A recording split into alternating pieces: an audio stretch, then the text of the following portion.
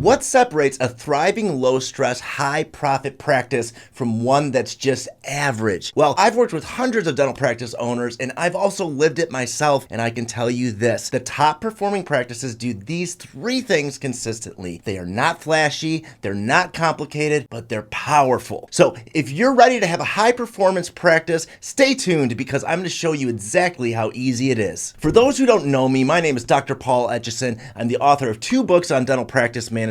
I'm the host of the Dental Practice Heroes podcast. I'm a dental coach, and I'm the owner of a large group practice in the south suburbs of Chicago. My goal is to teach practice owners like you how to create a team-driven practice that is low stress, high profit, and gives the owner the freedom to live an amazing life, all while taking great care of your patients. All right, let's talk about these 3 magic things. The first thing that high-performing owners do is they solve the new patient problem. What I mean by that is they generate at least 35 new patients per month per doctor. So how do they do it? Well, it's probably what you thought, marketing. But let's clear up a common misconception. Not all marketing is created equal. Let me share a story about my brother to help illustrate what I mean. Now, my older brother, after his divorce, he started dating. This is probably about 2015, and he gave this app called Bumble a chance. This is one of those ones where you make a profile and people swipe left or right and they'd see if they can connect you with people. So he's showing me this, and I'm going through his Bumble and I'm swiping left and right for him. I'm just checking it out, kind of living vicariously through him. And I said, how many matches are you getting? And he goes, I haven't got any. And I'm like, huh? Really? How long have you been on this? He's like, a few weeks. I'm like, that's really weird. Let me see your profile. And then he opens up his profile. He's got 3 pictures in there,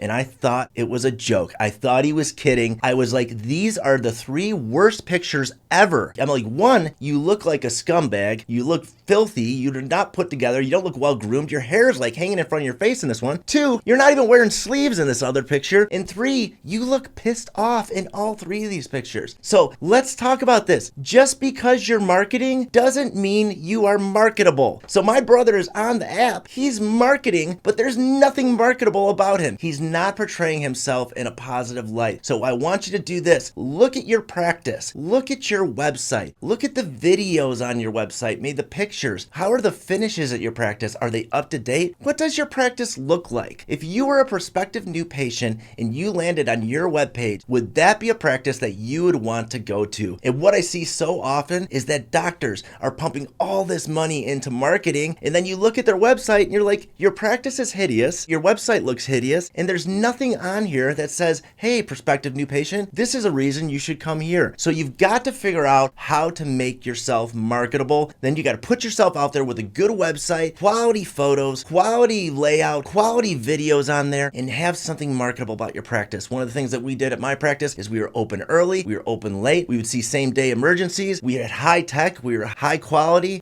all these things. Don't just be a generic dentist. You know that dentist at the strip mall and it says dentist, the sign just says dentist, generic, average, don't be that. You want to stand out. Take what's marketable about your practice and market that. All right, number 2, dentists schedule intentionally using blocks. Now, back in the day when I opened up my practice in 2012, we were just kind of getting people in whenever they could.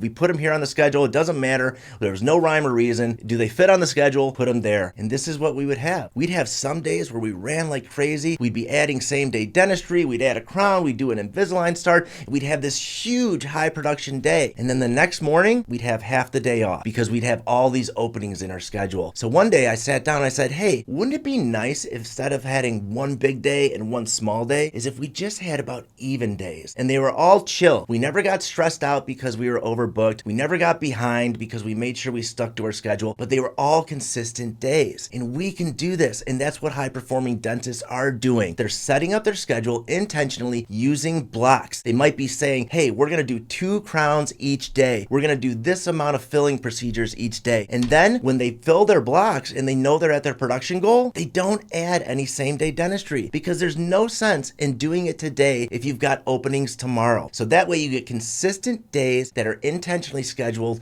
that make sure that you're hitting your production goals. So get intentional about your schedule, use a blocking system, and this is what I teach in my training program at Dental Practice Heroes. If you're interested in that, it's dentalpracticeheroes.com. Number 3, they communicate with their team. Just like a healthy marriage, a healthy practice culture needs communication. Have you ever went through a period in your marriage where life gets busy, the kids are busy, you don't make as much time for each other, you're not doing date nights, you're not really taking time to connect, you get in bed at night and you flip around on your phone and you go to sleep and you don't even really have a chance to talk. Yeah, we all go through those periods in our marriage. And what happens? Before you know it, we're like, gosh, you know what? I don't feel that close with you right now. We need to set aside some time to talk and communicate. So in order to have a functional, happy marriage, you've got to communicate. You need to make it a priority. Otherwise, it gets lost in the chaos of life. So you need to put in that time. You need to talk about your issues, talk about your feelings, and just sometimes just to make some eye contact and connect. So that means date nights. That means setting aside time to check in with your spouse. That means putting down your phone at night and making eye contact. Now let's talk about at the practice. It's no different there. You're going to have one-on-ones with your team members. One-on-one meetings asking them how things are going. You're going to have monthly meetings where you give the team a chance to communicate and talk about what's going well and what's not going well. If you have a leadership team at your office, you need to meet with your leads once a week, maybe once every other week, so that you can talk about the issues and where you're going as an office. But another thing that's important is no matter how you're meeting, because you need to make sure when you're meeting that it's productive. You're not blaming people. You're not pointing fingers. It's about finding solutions. What is going well? What's not going so well? And if something's not going well, what can we do to improve it without blaming people and shaming people? It's not about making people feel bad. It's about coming up with solutions as a team. We're collaborating. So that's how you build momentum and you build buy-in with your team. You've got to talk to your team. You've got to provide those vehicles and those opportunities to allow the communication to happen.